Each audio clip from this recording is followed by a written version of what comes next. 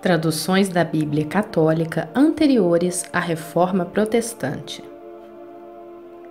Este artigo está no site www.apologistascatólicos.com.br.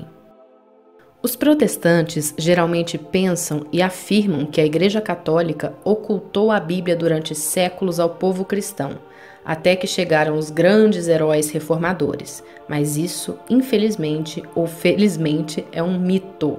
É importante salientar que antes do século XV, a Bíblia era propagada em manuscritos. Não havia imprensa, logo a sua difusão era muito difícil, uma vez que teria que ser toda copiada à mão, mas ainda assim os católicos não mediram esforços para isso. Veja algumas dezenas dessas Bíblias traduzidas nas línguas vulgares. Então, dessa forma, o acesso aos textos sagrados e sua interpretação não era restrito ao clero? Não, por razões de lógica e por razões históricas. Primeiro, o clero não precisava da Bíblia traduzida para as línguas vulgares, porque o clero inteiro praticamente conhecia bem a língua latina. Ordenadas pelo Concílio de Tours, no ano de 813, fez-se sentir porque o povo, e não o clero, deixava de falar o latim. Segundo, conforme o latim foi se fazendo menos compreensível, a Igreja foi se adaptando à nova situação com as traduções. Terceiro, São Cirilo e São Metódio traduziram a Bíblia para a língua eslava, para iluminar com a palavra de Deus os povos pagãos do leste da Europa, que não falavam o latim.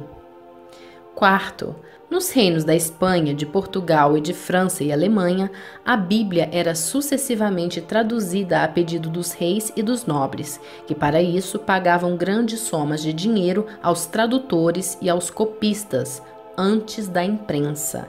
Essas traduções eram usadas precisamente pelas famílias reais e pela nobreza, e por todos os que sabiam ler. Quinto, a Bíblia castelhana da Casa de Alba foi traduzida não por um clérigo, mas por um judeu converso, Moisés Arragel. No caso português da Bíblia de Dom João I, sabe-se que o próprio rei traduziu o livro dos Salmos e sua neta Filipa traduziu os Evangelhos. Sétimo, normalmente a Bíblia na Idade Média circulava pelas cortes, pelas casas nobres e pelas escolas, em fascículos ou códices com os livros bíblicos separados, para se tornarem mais acessíveis às pessoas que sabiam ler e não tinham acesso às grandes bibliotecas dos mosteiros, como os monges. Durante a Idade Média, a Bíblia era, sem dúvida, o livro mais lido em toda a Europa. É verdade que a imensa maioria do povo não sabia ler. Para obviar a essa dificuldade, desenvolveu-se a arte das iluminuras, que acompanhavam as traduções da Bíblia. Todas as igrejas também tinham imagens que relatavam o Evangelho. Veja as gárgulas, por exemplo. As gárgulas lembravam o mal. Também haviam grandes esculturas contando as histórias que ocorriam na Bíblia, além de outros tipos de pinturas.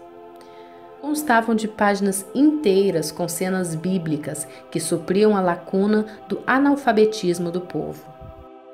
Nono, quem conhece alguma coisa da cultura medieval sabe que tanto os textos literários como os teológicos e até mesmo a cultura popular estão imbuídos de conteúdo bíblico a um nível muito superior ao dos cristãos modernos.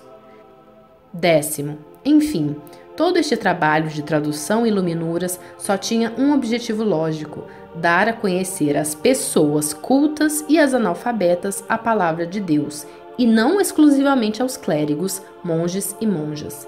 Portanto, isto é um mito e deve ser desfeito.